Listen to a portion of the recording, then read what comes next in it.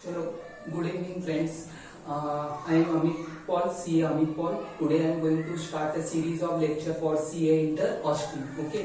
हम लोग छोटे छोटे वीडियोस में एक एक करके कॉन्सेप्ट्स हम लोग लर्न करेंगे. हम लोग बड़े लेक्चर्स एकदम कंटिन्यूशन में बड़े लेक्चर्स नहीं बनाएंगे, छोटे छोटे वीडियोस बनाएंगे कॉन्सेप्ट को समझने के लिए. तो ये हमारा पहला लेक्चर है. बेसिक से चालू करते हैं. ओके. तो सीए इंटर का कॉस्टिंग. तो सबसे पहले हम लोग अंडरस्टैंड करते हैं कॉस्ट का मतलब. कॉस्ट का मतलब क्या होता है. ठीक है.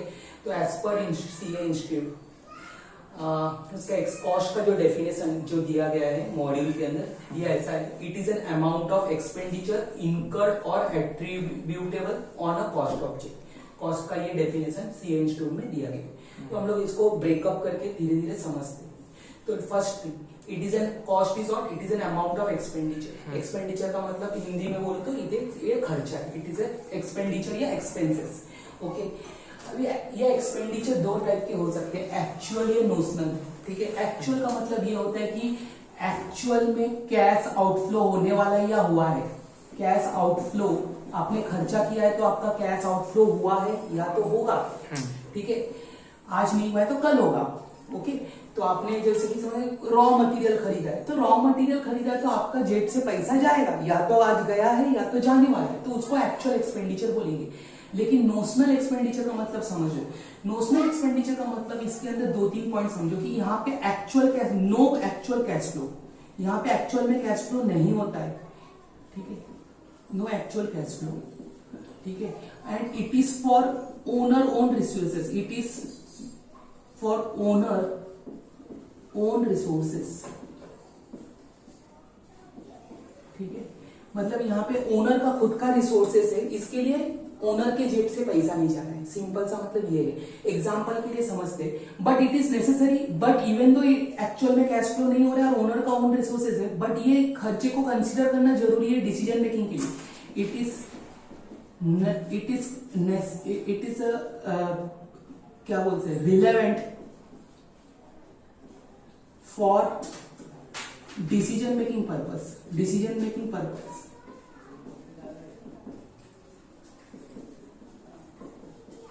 ठीक है. तो डिसीजन मेकिंग करने के लिए कॉस्ट जरूरी है, इसके लिए हम लोग कंसीडर कर रहे हैं. ये रिलेवेंट कॉस्ट है. ठीक है. इसको एग्जांपल के जरिए समझते हैं. Suppose there are two person A and B, both are doing a same business. Let's say दोनों किराने का बिजनेस कर रहे हैं. पहला महीने में दोनों का रेवेन्यू 1-1 लाख हुआ. ठीक है. अब खर्चे के ऊपर आते. लेट्स सपोज कि ए के पास खुद का जगह है, और वो जगह भाड़े पे नहीं दिया, वो सेम अपना खुद की जगह पे बिजनेस कर रहा है. बी भाड़े पे ही है. अब उसके खर्चे में देखते हैं. दोनों का रेवेन्यू 1-1 लाख का हो गया. अब खर्चे में देखते हैं. एक्सपेंडिचर जो है अदर देन रेंट को छोड़ के बाकी सब खर्चे को अगर कंसीडर करें तो ए का खर्चा कितना हो गया 30,000 और बी का खर्चा कितना हो गया 20,000. बट अभी रेंट के ऊपर आते. ए का खुद का जगह है, ओन जगह है, तो ये 0 खर्चा होगा. बी का, क्योंकि कैश आउटफ्लो नहीं होगा, बी का लेट्स सपोज कि रेंट का खर्चा आ जाता है 20,000. ठीक है. अब अकाउंटिंग के हिसाब से अगर प्रॉफिट देखोगे तो कितना हो गया 1 लाख माइनस 30,000, 70,000 का प्रॉफिट. यहाँ पे बी के लिए प्रॉफिट कितना हो गया 1 लाख माइनस 20,000 एंड 20,000 40,000 का खर्चा. अकाउंटिंग प्रॉफिट हो गया 60,000.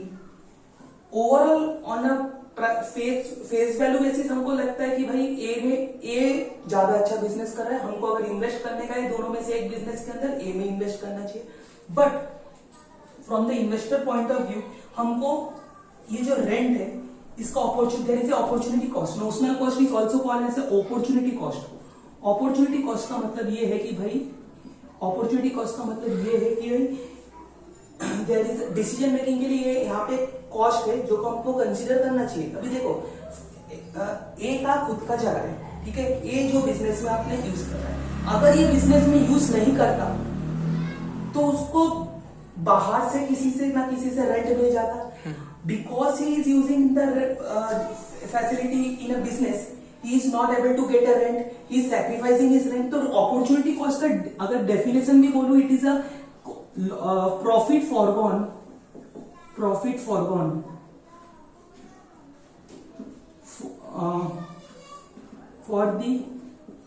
from the next best alternative.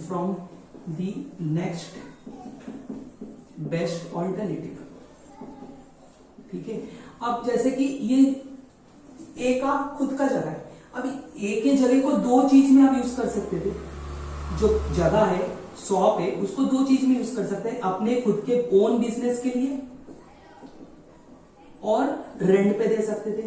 Rent पे कितना मिलता था, सपोज मैक्सिमम 20,000 रुपए, और बिजनेस में आज की तारीख में कितना मिल रहा है, 70,000, अप्रोक्सीमेटली 70,000। तो ऑफकोर्स आप किस में जाओगे, बिजनेस करोगे, वो जगह पे बिजनेस कर लोगे, रेंट पे नहीं दोगे। तो बट बिजनेस कर रहे हो तो आप क्या कर रहे हो, बिजनेस करने के कारण आप सैक्रिफाइस कर रहे हो 20,000 को। बिजनेस, अगर बिजनेस में आप शॉप को यूज कर रहे हो तो रेंट को आप सैक्रिफाइस कर रहे हो। तो that's why it is called, यहाँ पे 20,000 को अपॉर्चुनिटी कॉस्ट बोलेंगे। क्यों? क्योंकि अपॉर्चुनिटी कॉस्ट का डेफिनेशन भी ये है कि profit foregone from the next best alternative. यहाँ पे best alternative is this one, next best alternative is this one. ठीक है, आप इसे यहाँ, ये बेस्ट ऑल्टरनेटिव है जगह को यूज करने के लिए, इसके लिए आप इसको सैक्रिफाइस कर रहे हो। तो अगर आपको ये कंसीडर डिसीजन मेकिंग पर्पस के लिए आपको कंसीडर करने का है, तो आपको ये भी तो देखना पड़ेगा कि भाई 70,000 कमाने के लिए, आपको अगर 70,000 कमाने के तो आपको 20,000 का सैक्रिफाइस करना पड़ेगा। So that is called an opportunity cost या नोशनल कॉस्ट। तो that's why decision making purpose के लिए नोशनल कॉस्ट को भी कंसीडर मैं कर रहा हूं। ठीक है, अगर नोशनल कॉस्ट ऑफ शॉप को अगर कंसीडर कर दे तो यहाँ पे आ जाएगा 20,000 का फटका, और यहाँ पे कुछ नहीं आएगा। Now let's see the profit. Profit कितना है इसका, 50,000 कॉस्टिंग के वाइज, एंड यहाँ पे कॉस्टिंग के वाइज प्रॉफिट कितना है, 60,000।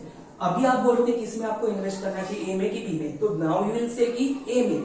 ठीक है, तो दैट्स व्हाई कॉस्टिंग में मोस्टली क्यों कॉस्टिंग यूज क्यों होता है, क्योंकि यहाँ पे डिसीजन मेकिंग के लिए हम लोग यूज करते हैं कॉस्टिंग को।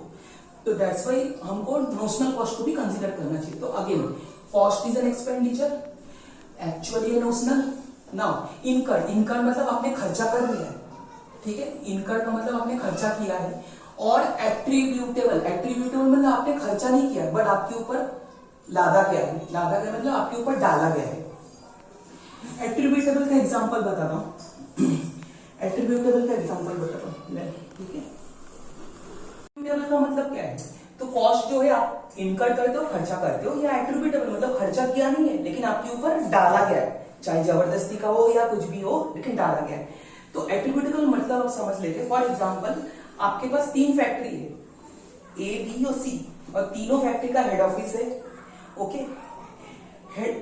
एडवर्टाइजमेंट का खर्चा कहां से होता है, हेड ऑफिस से होता है। कहां से होता है, हेड ऑफिस से होता है। ठीक है, पर हेड ऑफिस में कोई भी चीज बिकता नहीं है, यहाँ पे खाली डिसीजन मेकिंग होता है और मेजर खर्चे होते हैं जो कि कॉमन खर्चे होते हैं। तो एडवर्टाइजमेंट का खर्चा भी कॉमन खर्चा समझ के हेड ऑफिस ने किया 90,000।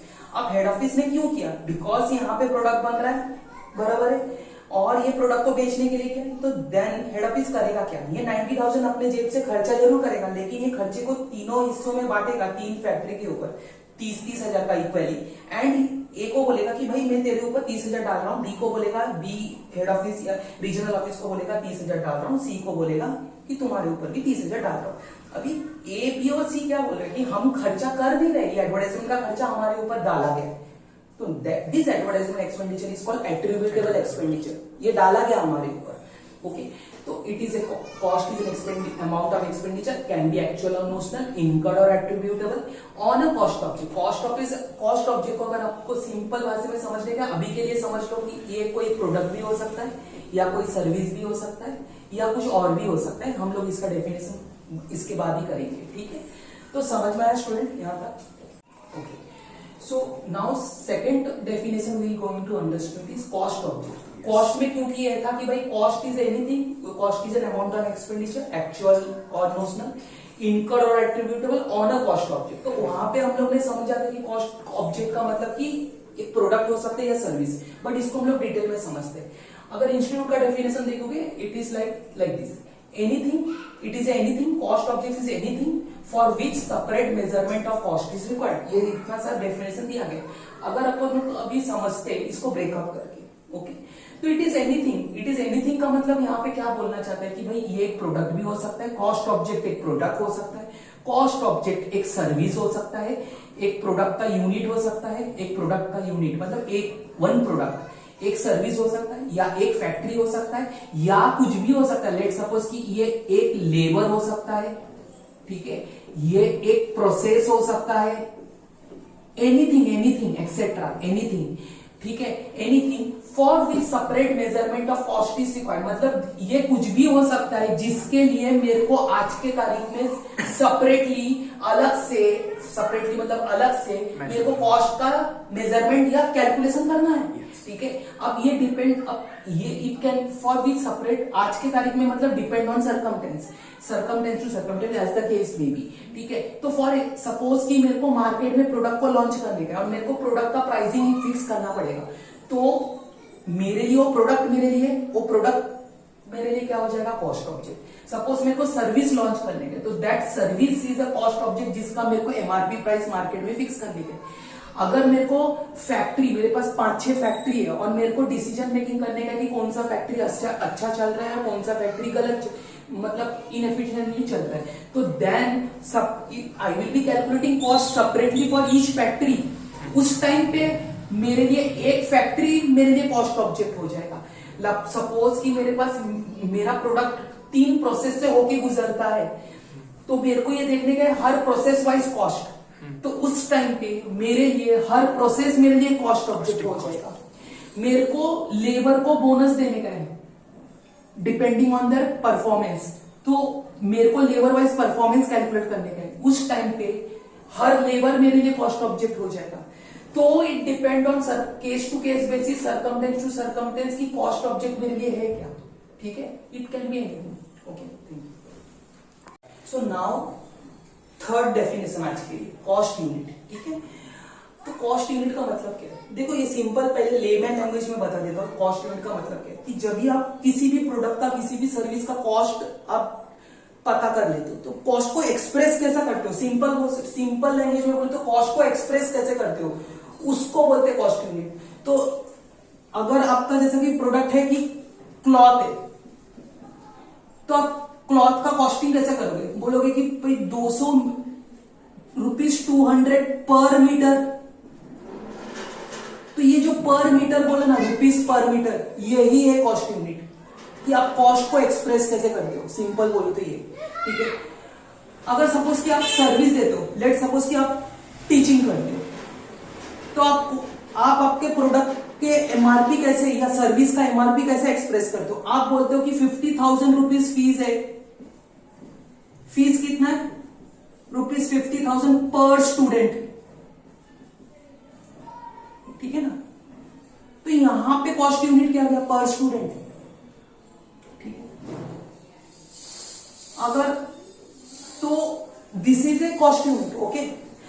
तो it is a quantity of a product, it is बराबर ना, it is a quantity of product, क्योंकि भाई क्लॉथ का कॉस्ट क्या है, 200 रुपए पर मीटर, तो यहां पे 1 मीटर ना, तो यही क्वांटिटी एक्सप्रेस करता है, ठीक है। तो it is a quantity of A product और अ सर्विस, ठीक है, और ए कॉम्बिनेशन ऑफ दिस। कभी तो ये कॉम्बिनेशन ऑफ दिस का मतलब क्या है, तो कॉस्ट यूनिट 2 टाइप के हो सकते हैं।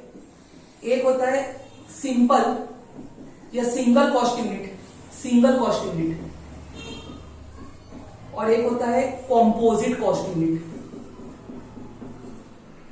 ठीक है। कॉम्बिनेशन ऑफ दिस कॉम्पोजिट में आता है। ये जो हम लोग ने देखा, ये सिंगल कॉस्ट यूनिट है, क्योंकि क्लॉथ को, अगर क्लॉथ का कॉस्ट मेंशन करना है तो आपने बोल दिया 200 कॉस्ट, क्लॉथ का कॉस्ट कितना है, 200 रुपए पर मीटर, तो यहाँ पे खाली मीटर ही आ रहा है, तो ये सिंगल कॉस्ट यूनिट हो गया। यहाँ पे बोल दिया कि आप सर्विस के लिए आप स्टूडेंट्स को कितना चार्ज करते हो, रुपीज 50,000 पर स्टूडेंट, तो ये पर स्टूडेंट है, तो यहाँ पे भी सिंगल कॉस्ट यूनिट आ गया। अब लेट सपोज कि आपका होटल बिजनेस है एंड आप रूम देते हो भाड़े पे, तो आप रूम का कॉस्टिंग कैसे एक्सप्रेस करते हो, आप बोलते हो रुपीज 5,000 रुपीज पर डे पर पर्सन, बराबर है, पर डे पर पर्सन या पर रूम, पर डे पर रूम, मतलब एक रूम का एक दिन के लिए 5 लीटर।